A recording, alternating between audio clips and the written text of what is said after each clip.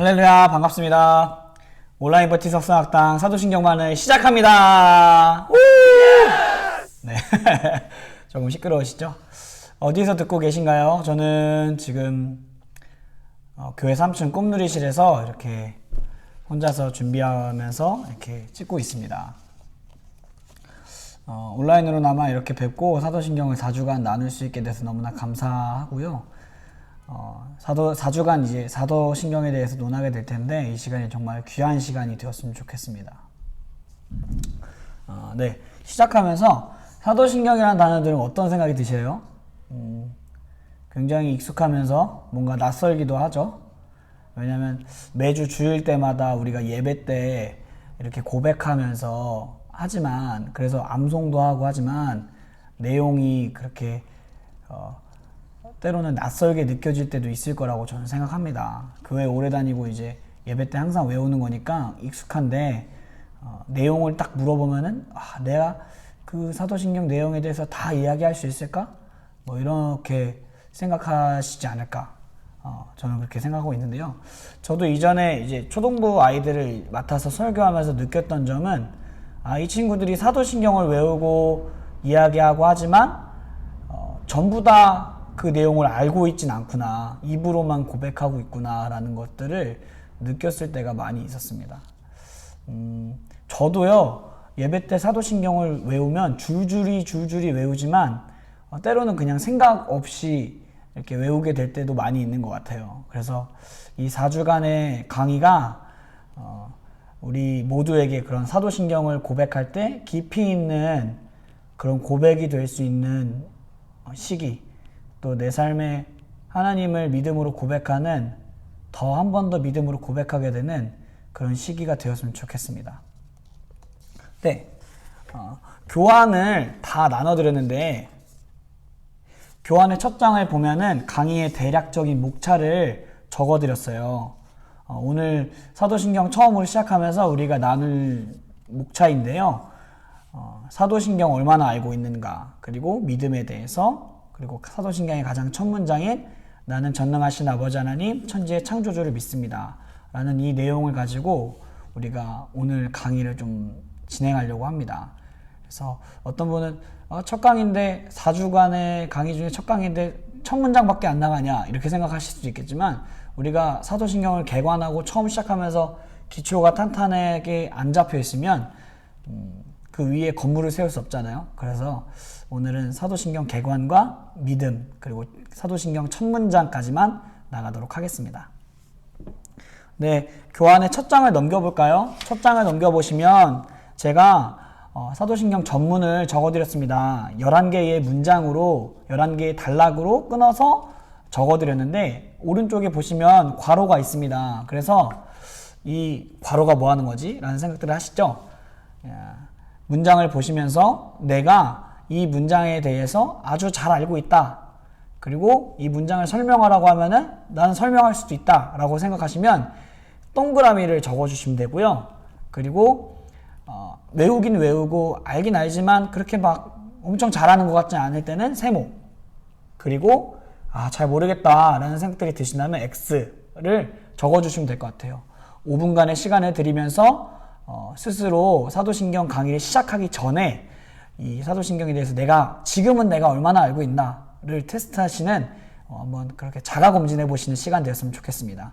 누가 보는 것도 아니고 저한테 내는 것도 아니니까요. 너무 걱정 마시고 솔직하게 한번 적어 보시는 시간 되었으면 좋겠습니다. 자, 한번 시작!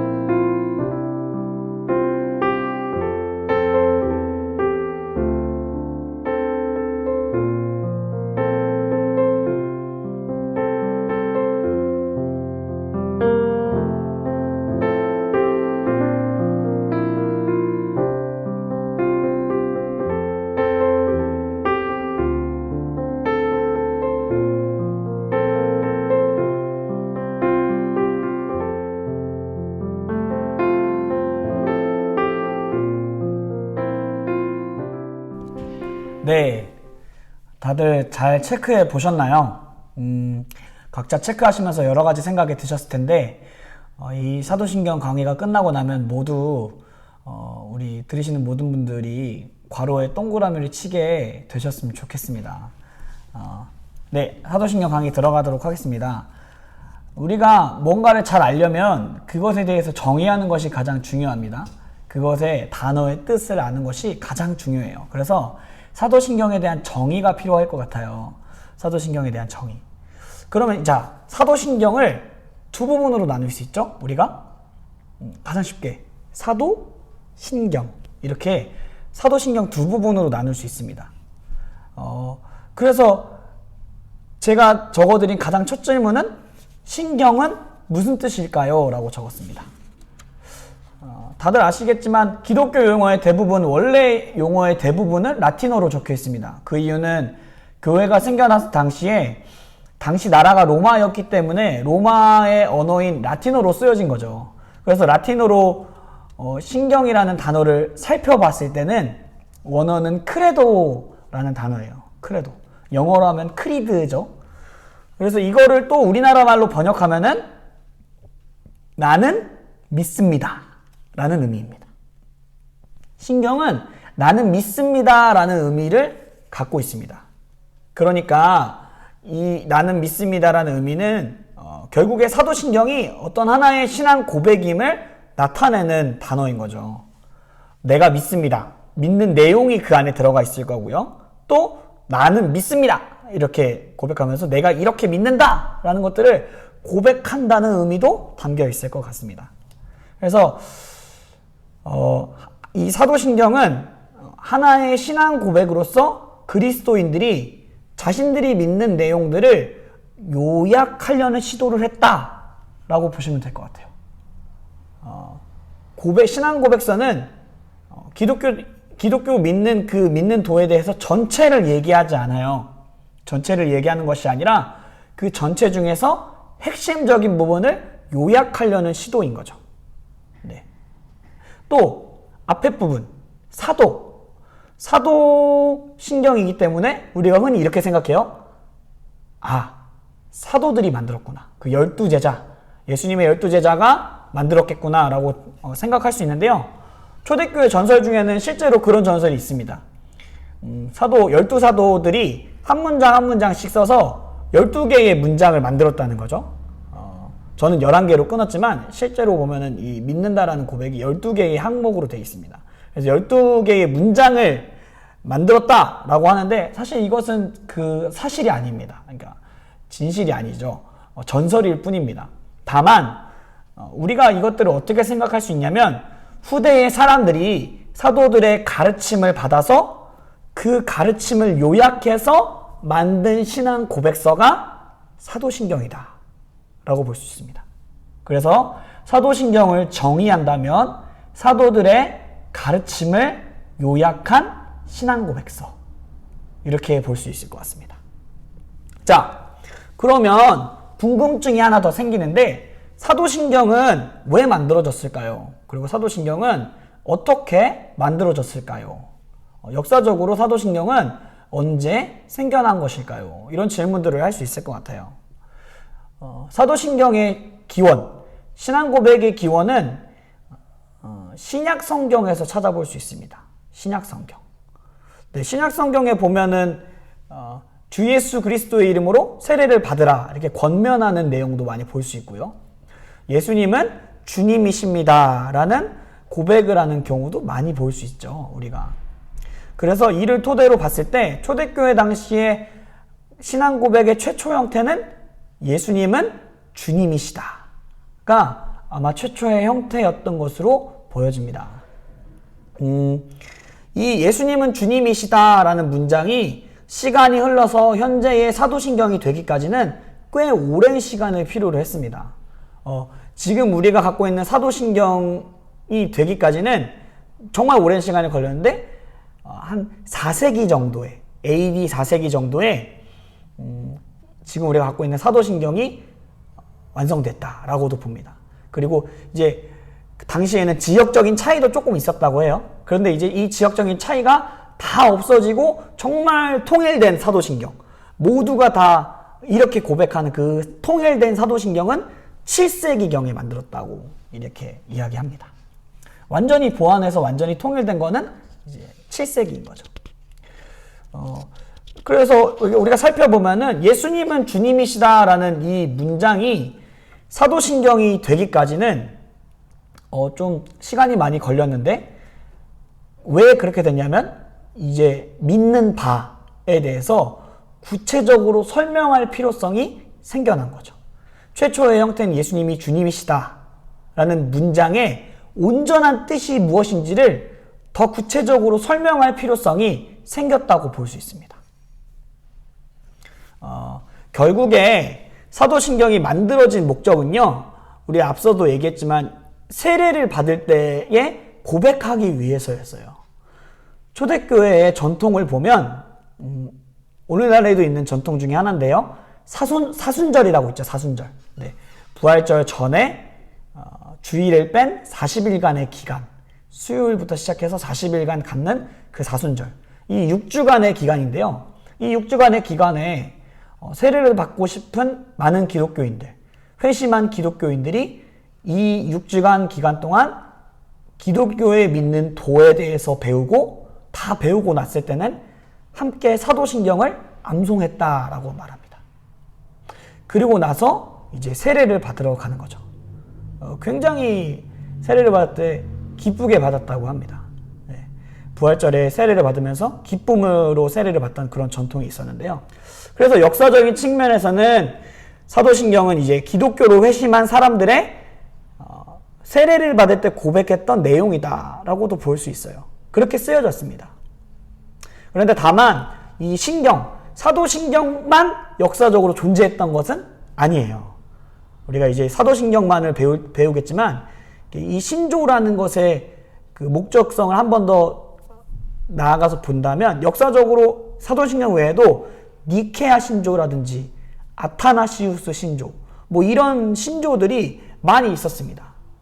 그런데 이렇게 이런 신조들이 만들어졌던 이유들은 뭐였냐면 또 이제 기독교의 정통성을 위해서였어요. 기독교의 정통성. 한마디로 이단으로부터 현재의 우리 기독교를 보호하기 위해서 이런 신조들이 만들어졌다라고 말할 수 있습니다. 그래서 신조의 역할을 본다면 역사적으로 신조의 목적은 두 가지입니다. 첫 번째는 세례 시에 고백하는 용도로 사용됐고, 세례 전에 기독교 교육을 받으면서 고백하는 용도, 그래서 기독교의 교육을 받는 용도로서도 사용이 됐었고요. 또 두 번째는 기독교의 정통성을 위해서 이런 신조들이 만들어졌습니다. 사도신경. 오늘날 우리 시대 때는 그러면 이 사도신경이 어떻게 사용될까요? 세 가지 정도로 이제 볼 수 있는데요. 앞서 말씀드렸듯이 이제 첫 번째는 기독교의 신앙을 요약하려는 데 있습니다. 기독교의 신앙을 요약하려는 데. 그래서 이 간결하게 요약해서, 그러니까 쉽게 말하면은 사도신경이, 신조가 기독교 신앙의 전체를 나타내진 않는다는 의미죠. 네. 다만 균형을 갖게 해주고 또 핵심적으로 빠져서는 안 되는 부분들을 요약하려는 시도가 있었다. 그래서 사도신경을 알면은 그래도 기독교의 핵심은 알 수 있다라고 볼 수 있습니다. 자, 두 번째는 앞서도 말했지만 이단을 가려내는데도 사용할 수 있습니다. 네. 사도신경을 외우면 그 교회는 뭐 이단 교회가 아니다라고도 이렇게 이야기를 할 수 있겠죠. 어떻게 보면. 왜냐면 이제 신천지는 그렇지 않으니까요. 그리고 또 마지막 세 번째는 신조는 이제 신조를 외운다는 것은 공동체성을 강조해주면서요, 우리가 공동체임을 드러내주는 그런 목적으로서도 사용될 수 있습니다. 자, 우리가 신조를 고백한다는 건 결국에 그 신조를 다 같이 고백하는 그 공동체 안에 내가 속해 있다는 것을 의미하잖아요. 네. 그렇기 때문에 믿는 바에 대해서 믿음이라는 것은 공동체에 속한다는 것을 의미한다는 점을 상기시켜주는데 그 신조가 한 몫을 하는 거죠. 네. 이렇게 요약해보면 사도신경은 사도들의 가르침을 요약적으로 만들어낸 신앙고백서라고 정의할 수 있습니다. 신앙고백서. 그리고 요양문이라는 것은 기독교 전체를 말하는 것은 아니고요. 사도신경은 역사적으로 세례를 받을 때 교육용으로 그리고 교육 이후에 암송으로 이렇게 사용되었습니다. 또 신조는 이단을 가려내고 온전한 그 기독교 정통성을 지켜내는 데에 사용되었고요. 그리고 마지막으로 신조는 그 자체가 공동체성을 띱니다. 네.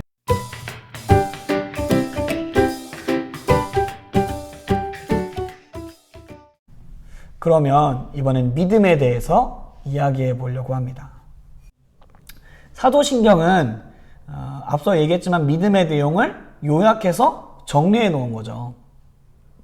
이 사도신경의 원문의 시작이 아무래도 사도신경이 라틴어로 적혀 있다 보니까 나는 믿습니다로 시작돼요. 크레도 인 데움 이렇게 시작됩니다. 그러니까 나는 믿습니다 라는 단어로 시작된다는 거죠. 그래서 이 사도신경 내에는 이 믿습니다라는 단어가 원문에 보면은 2번이나 더 반복돼서 사도신경 안에는 3번이나 믿습니다라는 고백이 들어갈 수 있게끔 해놨어요.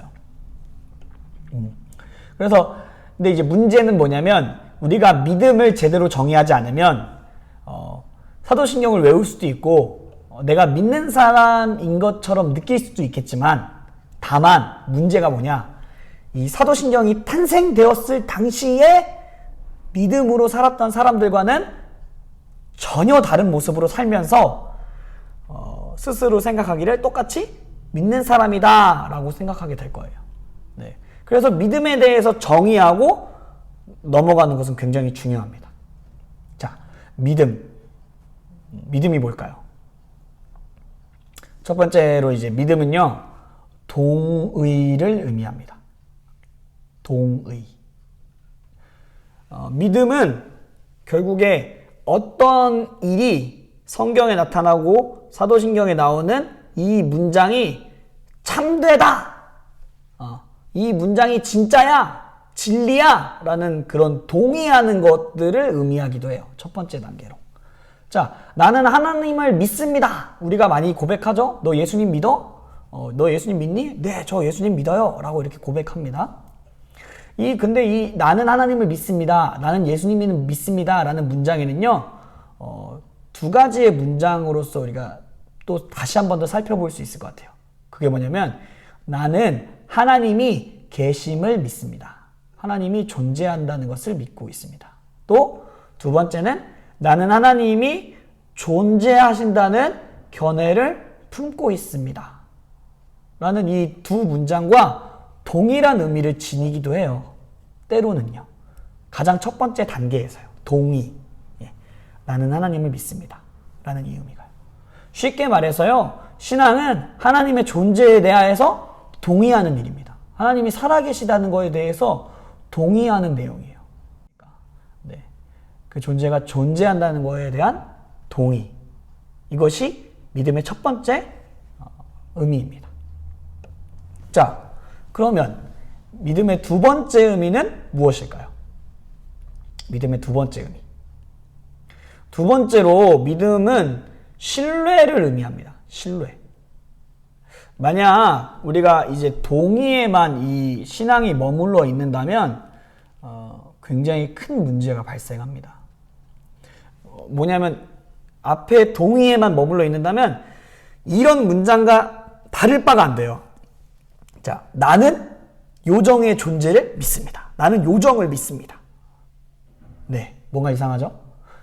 아마 우리의 믿음의 모습이 동의에만 머물러 있다면 나는 요정을 믿어요 라는 이 문장과 나는 하나님을 믿어요 라는 문장이 크게 다를 바 없는 의미를 갖고 있어요. 왜요? 나는 요정이 존재한다는 것을 동의합니다. 나는 요정이 존재하신다는 그런 견해를 품고 있습니다. 뭐 이런 문장이랑 뭐가 다르겠습니까? 사실 동의. 그러나 다만 믿음의 시작이 되는 부분이 동의인 거죠. 그래서 믿음의 2번째가 중요합니다. 믿음의 2번째 의미는 신뢰입니다. 신뢰.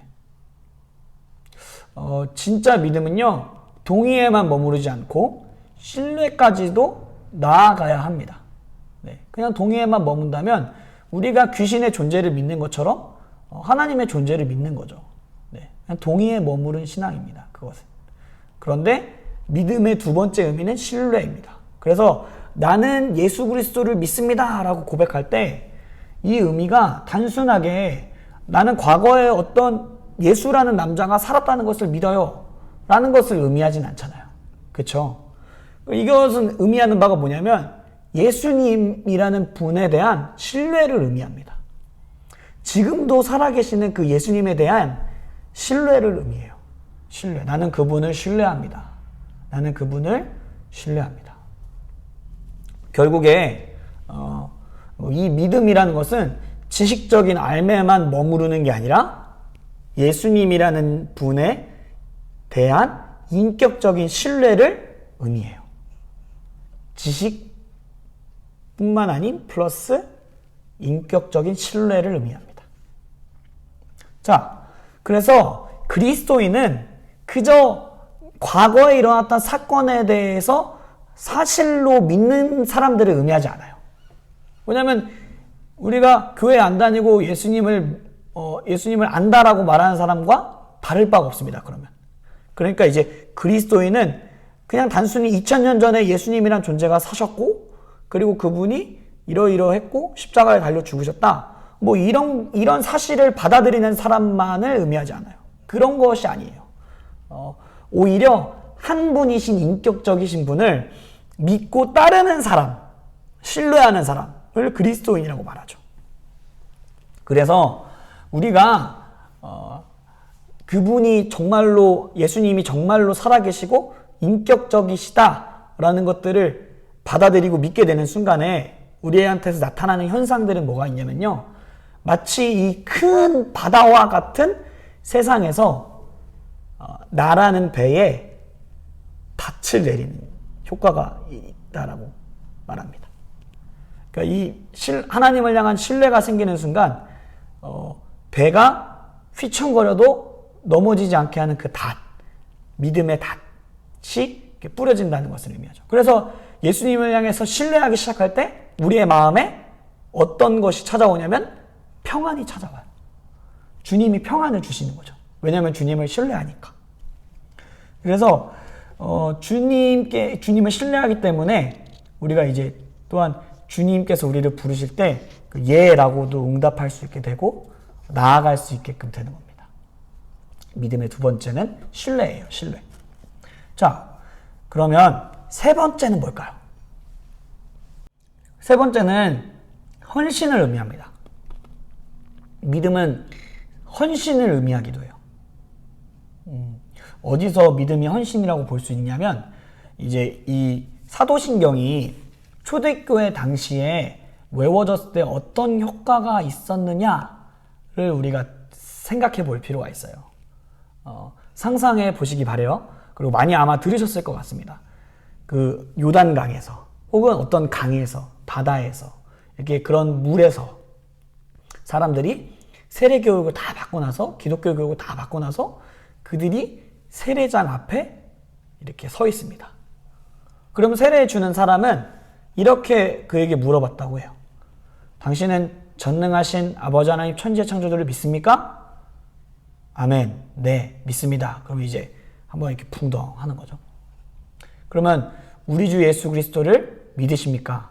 십자가에 달려 죽으신 우리 주 예수 그리스도를 믿으십니까? 라고 물어봤다고 합니다. 그러면 똑같이 마찬가지로 나는 믿습니다. 아멘. 이라고 하고 풍덩 잠기는 거죠. 그리고 마지막 세 번째로 당신은 성령님을 믿습니까? 라고 이렇게 물어봤다고 합니다. 그럼 마찬가지로 또 아멘. 믿습니다. 하고 풍덩 잠깁니다. 그런데요, 이것이 담겨 있는 그 장소에 그들만 있었을까요? 아니죠.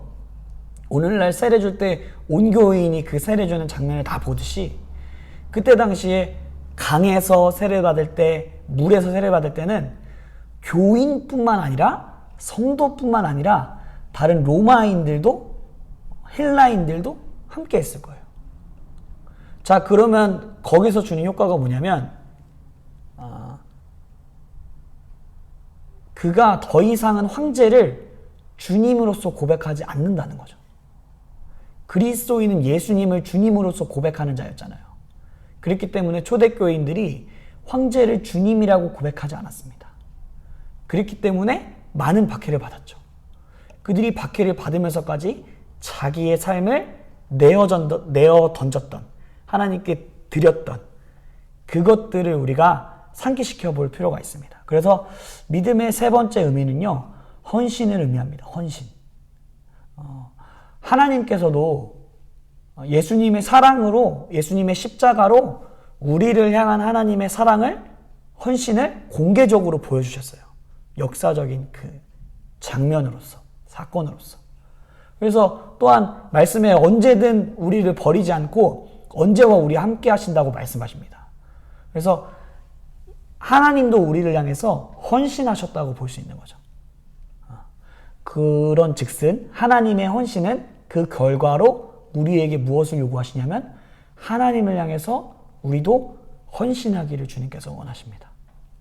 그래서 믿음의 세 번째 부분은 헌신이라고 볼 수 있습니다. 헌신. 우리의 삶의 모든 측면을 주님께서 주관하시도록 우리를 내어드리는 것. 그것이 신앙이고 헌신이겠죠. 우리 이제 믿음의 마지막 네 번째를 살펴보려고 합니다. 믿음의 네 번째. 믿음의 네 번째 부분은 신앙은 순종을 의미합니다. 순종. 잠깐 성경 말씀으로 함께 같이 읽어볼까요? 로마서 1장 5절 말씀인데요. 네, 같이 읽겠습니다. 그로 말미암아 우리가 은혜와 사도의 직분을 받아 그의 이름을 위하여 모든 이방인 중에서 믿어 순종하게 하나니. 네, 바울이 로마 교회에 편지한 내용입니다. 바울이 뭐라고 얘기하고 있냐면 복음을 통해서 하나님께서 우리에게 믿음을 주시고 또한 순종하게 하신다라고 말씀을 전하고 있어요. 그러니까 이제 믿음이라는 것은 순종을 부른다라고도 볼 수 있죠. 순종으로 이어진다라고 볼 수 있습니다. 하나님을 향한 믿음은요, 하나님을 신뢰하고 하나님께 순종하겠다는 자세입니다.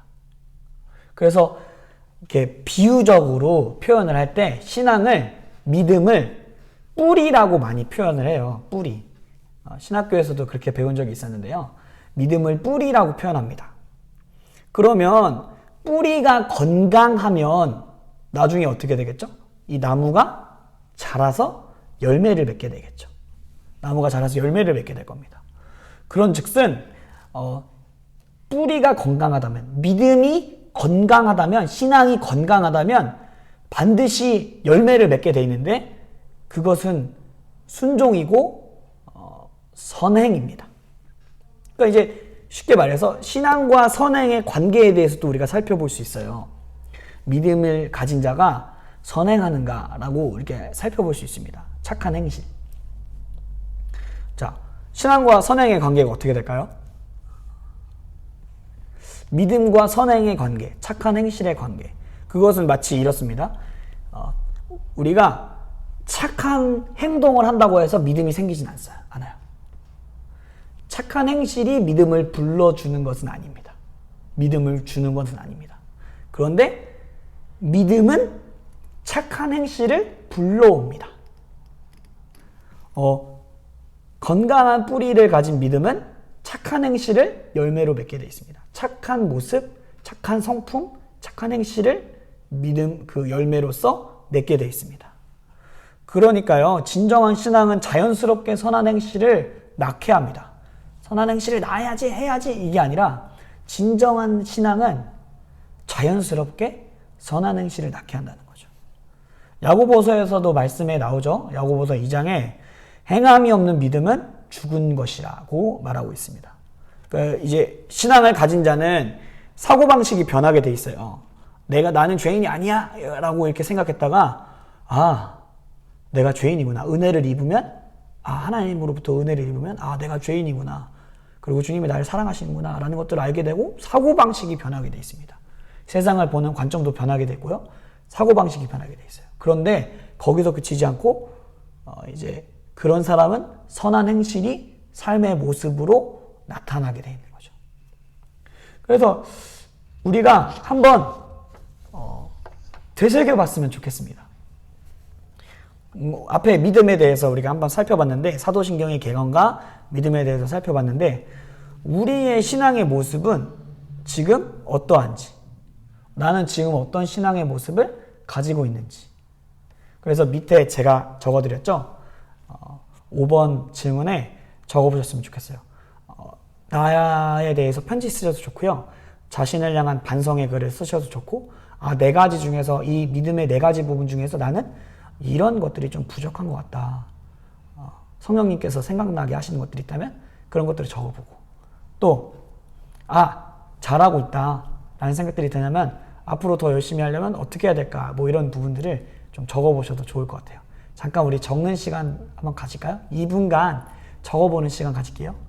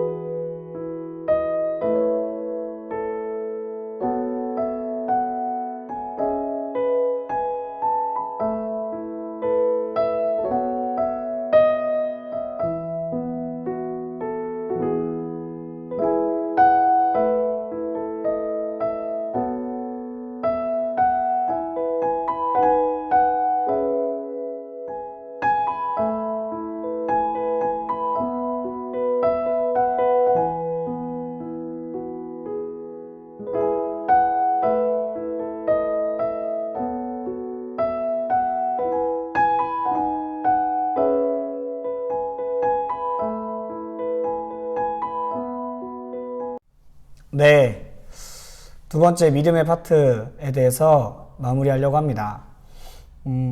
우리가 믿음에 대해서 이야기하면서 유념해야 될 부분들이 있습니다. 결국 신앙은 우리 머릿속에만 존재하는 그런 추상적인 개념이 아닙니다. 정말 실제적인 부분들이고요.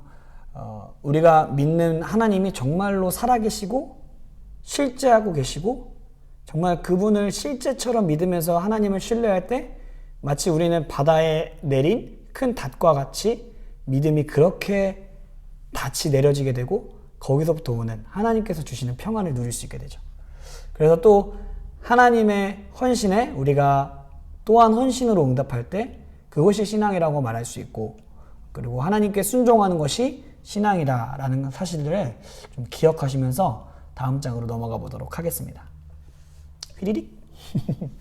네, 사도신경 첫 문장인데요. 나는 전능하신 아버지 하나님, 천지의 창조주를 믿습니다. 이 첫 문장으로 드디어 우리가 들어왔습니다.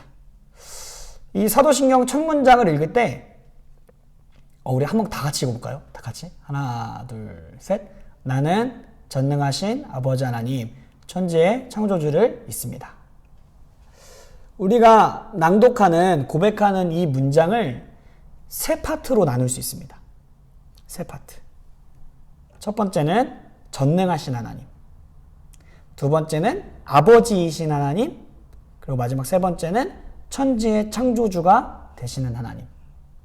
네, 첫 문장도 세 파트로 이렇게 나눌 수 있습니다.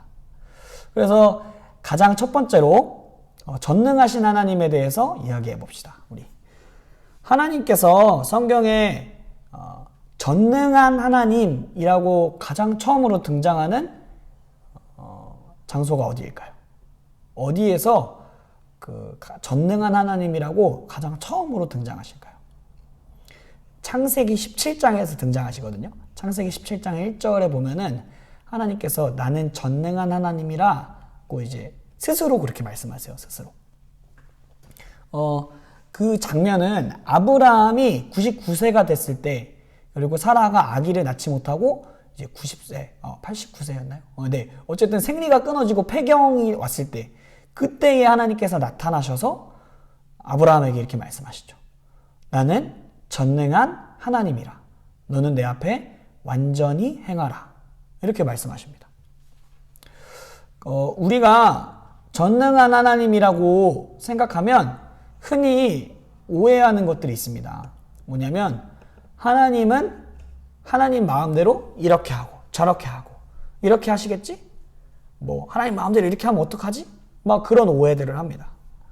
그런데 사실 전능하신 하나님이라는 개념은, 사도신경에서 말하는 이 전능하신 하나님이라는 개념은 그런 개념이 아니에요. 하나님은 마음대로 막 그렇게 하시는 분이다, 그런 개념이 아닙니다. 여기서 말하는 이 첫 번째 의미는요, 전능하심이라는 그 첫 번째 의미는 세상의 모든 능력과 권세가 하나님께로부터 났다. 로마서 13장 1절에 나오는 그 말씀과 같이 모든 권세가 하나님께로부터 났다라는 것을 의미하는 단어예요. 전능하시다라는 의미가요. 그래서 세상의 통치자와 권세자들, 뭐 대통령, 국회의원, 구청장, 시장, 뭐 이런 도지사, 뭐 이런 사람들과 더불어서 기독교 지도자, 이런 권위를 가진 사람들, 담임 목사님, 장로님들, 이런 권위를 가진 사람들, 권세를 가진 사람들은 하나님께로부터 그런 권위를 받은 것입니다. 네. 그리고 그들이 받은 그 권위를 그들이 행사하는 방식에 따라서 이 세상이 나타나는 거죠. 이 세상이. 그래서 하나님께서는 마지막 날에 그들이 행사한 그 권위에 대해서 분명히 책임을 물으실 겁니다. 잘한 사람은 칭찬으로, 못한 사람은 책망으로. 네, 이렇게 됩니다. 첫째 되는 개념은 이런 개념이고요. 둘째 되는 개념은 전능하시다라는 그 의미는 사람이 불가능하다고 말하는 그런 일들을 하나님께서는 하실 수 있다라는 것을 의미합니다. 하나님께서는 불치병을 낫게 하실 수도 있고, 사람이 이거는 낫지 못합니다, 지금 현대의학으로는 이것들을 치료할 수 없습니다 라고 말하는 그런 병조차도 하나님은 낫게 하실 수 있습니다. 또 죽은 자를 다시 살리시기도 합니다. 나사로가 그랬고요.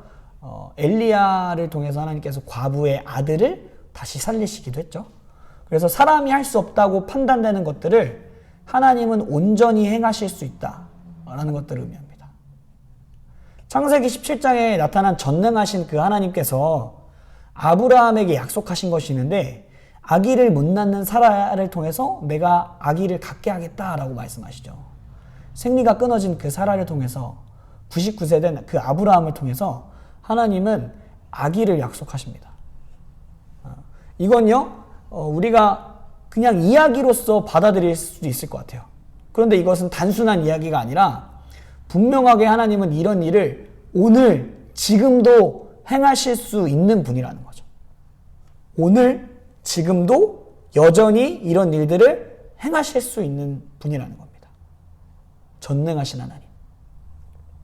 마지막으로는 앞서 이야기했지만 다시 한 번 더 이야기하고 싶습니다.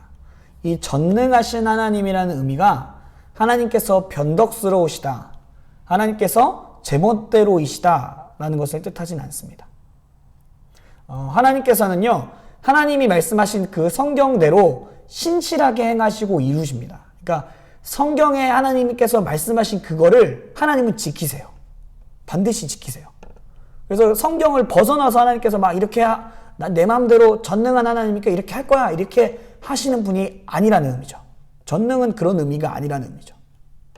성경에 나타나는 하나님의 성품과 반대되는 모습으로 하나님 역사하시지 않으십니다. 우리가 회개할 때, 진정으로 중심으로 회개할 때 주님은 용서해 주시고, 전능한 하나님이시라서 변덕스러우셔서 막 난 너의 용서를 받지 않을 거야, 이런 분이 아니시라는 거죠. 자, 이게 전능하신 하나님에 대한 의미입니다. 자, 그럼 두 번째로 넘어가 볼까요? 아버지이신 하나님. 우리가 하나님을 고백할 때 우리 아버지라고 고백해요. 그쵸? 예수님을 주로 고백한 사람들은 하나님을 아버지라고 고백하게 되죠. 이 의미는 어떤 의미를 가지게 될까요? 먼저는 아버지이신 하나님이라는 것은, 우리가 하나님을 그렇게 고백한다는 것은 하나님이 인격적이신 분이라는 것을 의미합니다. 하나님은 인격적이세요. 하나님은 기계와 같지 않으시고요. 마치 자판기에 500원 넣고 칠성사이다를 딱 누르면 칠성사이다가 나오는 것처럼 그런 뭔가 딱딱딱딱 정해져 있는 기계 같으신 분이 아니라, 뭔가 그런 것이 아니라 우리와 같이 그런 성격을 가지신다는 거죠. 그래서 심지어는 예수님께서 하나님을 부를 때에 복음서에서 그렇게 나오잖아요. 가장 친근한 표현으로 아빠라고도 부르신 적이 있죠. 아빠. 또한 이 하나님께서 우리의 아버지가 되신다는 고백은요, 결국에 하나님은 인간적인 아버지와 비슷한 부분이 있으시다는 것을 의미해요. 아버지. 아버지 하면 어떤 생각이 드세요? 뭔가 책임을 지시고, 가정에 대한 책임을 지시고, 보호해 주시고, 또 나를 먹여주시고, 입혀주시고, 도와주시는 분. 자녀의 연약함을 이렇게 보호하는 분. 뭔가의 위협으로부터 보호하시는 분. 그리고 또 어떤 권위를 가지시는 분. 자녀된 나에 대해서 권위를 가지시는 분. 뭐 그렇게 아버지를 생각해 볼 수 있을 것 같아요. 그런데 이 의미는 단순히 하나님은 남성이시라서 아버지로 표현된 것이다 라는 그것은 아닙니다. 뭐냐면 하나님은 우리가 알아듣기 쉽게 우리에게 다가오시기 위해서 우리와 하나님과의 관계를 아버지와 아들의 관계로, 아버지와 자녀의 관계로 표현하신 거죠. 우리가 알아듣기 쉽게, 이해하기 쉽게. 뿐만 아니라 성경에서는 방금 얘기했지만 아버지와 아들, 그러니까 굳이 딸로서 표현하지 않고 아버지와 아들로서 또한 우리의 관계를 그렇게 표현하시는데, 이것은요 또 어떤 딸은 아니라서가 아니 그런 의미는 아닙니다. 이 의미는 굳이 딸로 표현 안 하시고 아들, 딸 이렇게 표현하시고 안 하시고 아들로서 표현하신 이유는 그 고대 근동 지방에서, 고대 그 중동에 있는 지방에서 아버지와 아들의 관계가 상속의 관계이기 때문에 그렇습니다. 상속의 관계. 하나님과 우리의 관계가 그런 상속의 관계라는 거죠. 약속의 관계라는 거죠.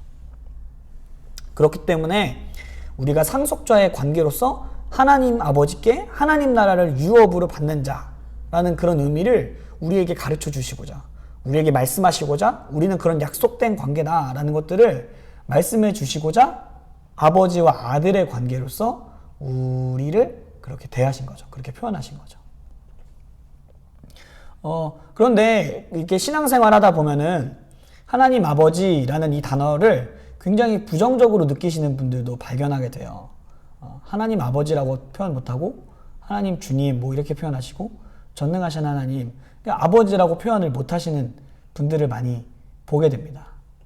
그런 경우는 보통은 실제 가족관계 속에서 아버지로부터 그런 어려움을 겪었거나 상처가 있는 경우에 아버지 하나님에 대해서 굉장히 뭔가 부정적인 감정으로서 반응하게 되는 거죠.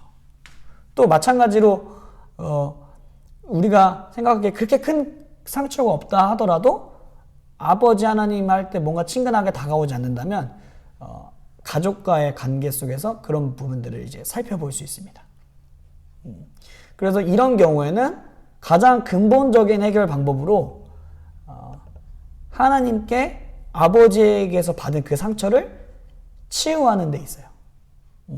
아버지께서 나에게 그런 주신 상처를 치유하는 거. 아버지를 용서하고 하나님께 그 상처를 치유해달라고 요청하는 것이죠. 그럴 때에 그 상처로부터 자유해지고 하나님 아버지에 대한 이미지가 좀 더 낮게 오히려 좋게 이렇게 느껴질 수 있습니다. 그리고 또 하나님 우리가 기억해야 될 것은 하나님 아버지는 정말 우리에게 친근하시고 위로하시면서 한편으로서는 권위 있으시고 힘 있으시고 책임지시는 보호하시는 하나님으로서 우리에게 다가오길 원하신다는 것들을 기억하셔야 돼요. 네. 아버지 하나님이라는 의미는 우리와 그렇게 관계 맺길 원하시는 하나님이라는 것을 의미합니다. 마지막으로 세 번째는 천지의 창조주가 되시는 하나님이십니다.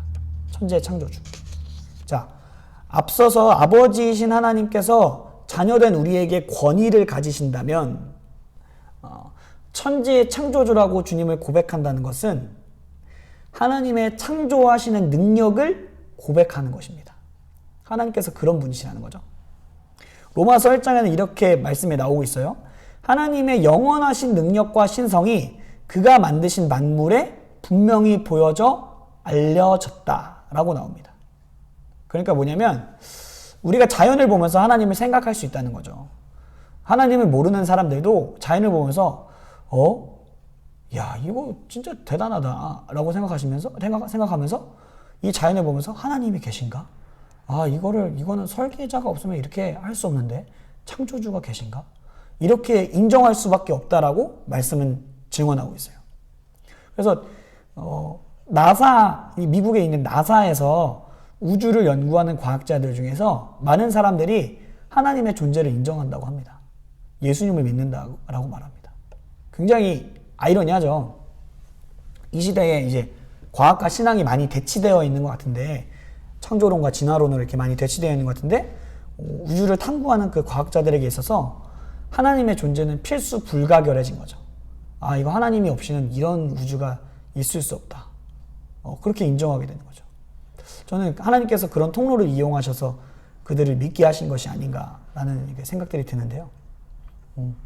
천지의 창조주이신 하나님은 이 만물의 자연의 모든 것에 하나님의 능력과 신성이 보이도록 이렇게 지으셨어요. 마치 사인을 하듯이.